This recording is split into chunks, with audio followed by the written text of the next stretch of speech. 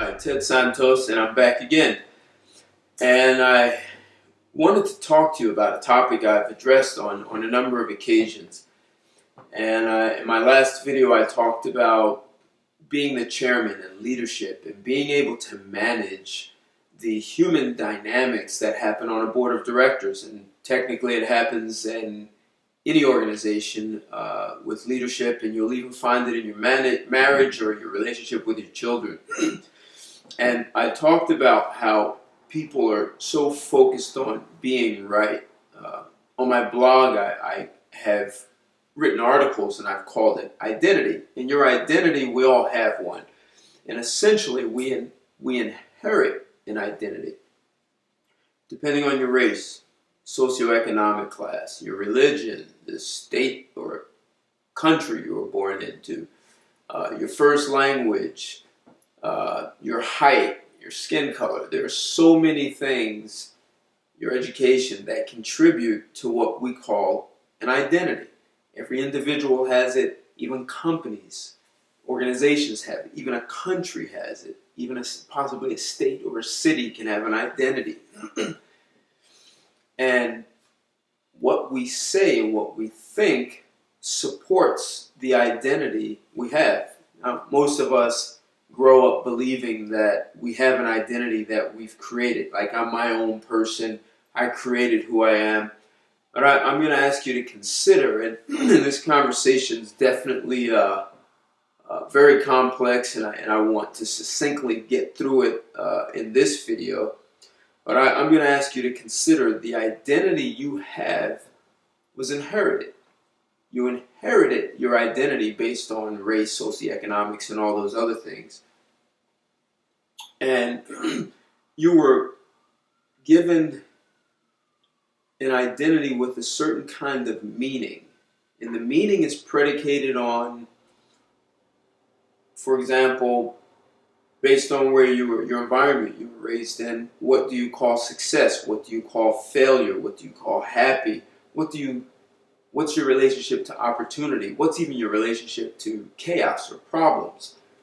And your identity is kind of built in and will dictate how you respond to those things. How do you respond to life? How do you respond to other people? And if you watch, some people have developed an identity that prepares them to go to entrepreneurship. Or even being a professional manager in an organization. I know a number of CEOs their father was a CEO of a company, and they grew up in an environment that prepared them to do the same. They're now CEOs of significant organizations or retired. So if you're looking at a board of directors and each person on your board has an identity that was given to them, and based on the identity, it will dictate how they think. It will dictate what they say. It will dictate the actions they take or don't act, or actions they don't take, or the actions they won't take. And unfortunately, we get kind of stuck with it, with the belief that this is who I am and there's nothing I can do about it.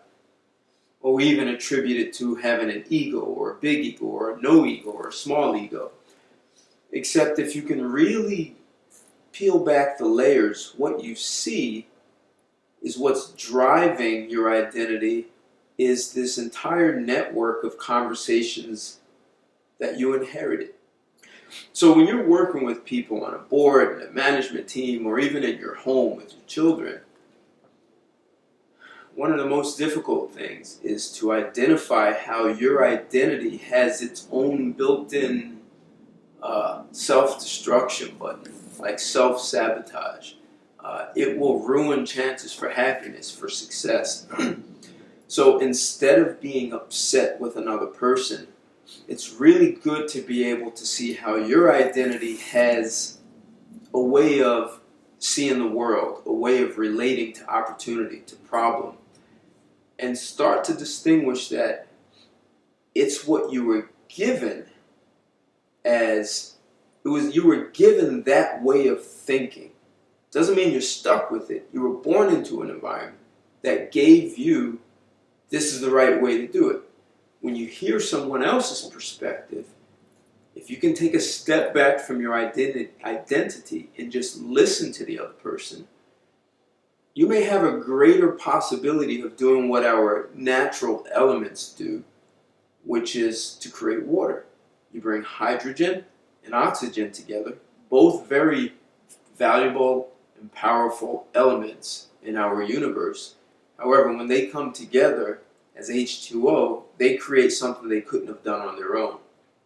And so if you're the chairman on a board of directors, if you can facilitate and orchestrate that kind of engagement with your people where everyone gets to distinguish their identity and how their identity can sabotage themselves or accomplishment, and take a step back and not be defensive, not have it be about who's right and who's wrong. It's not about dominating. It is about a discussion, a discourse, where not everyone likes what's being said. However, if you can just hear what the person's saying instead of what your identity makes it mean, your identity can make it mean this is an attack on me personally. It's an attack on my entire race or gender. It's a conversation.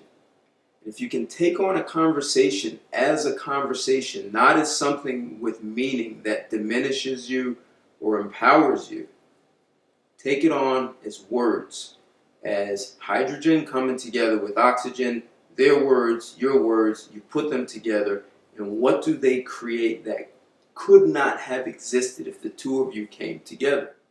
So I'm asking you to consider there's a lot of untapped power in your board, your management team, in your marriage. If you could just step back and see one another as identities that were inherited, as opposed to two human beings coming together who want to create something. Identities will fight to the death. But two human beings who want to create something together, that requires a different type of commitment and the ability to generate something that empowers everyone involved. So, I'd love to talk to you more about this. That's the gist of what I wanted to say as an addition to being a board of directors and being able to effectively manage a board and the identities that are on it so that the board doesn't become dysfunctional. But it's also a great tip if you're in a relationship, you're married or looking to get married, or if you're a manager. It's a way to give you a better chance of objectively managing the flow of conversations without getting caught up into the way your identity believes it has to respond. So I'd love to hear your feedback. Thanks for listening as always, and I look forward to speaking to you soon. Thanks a lot.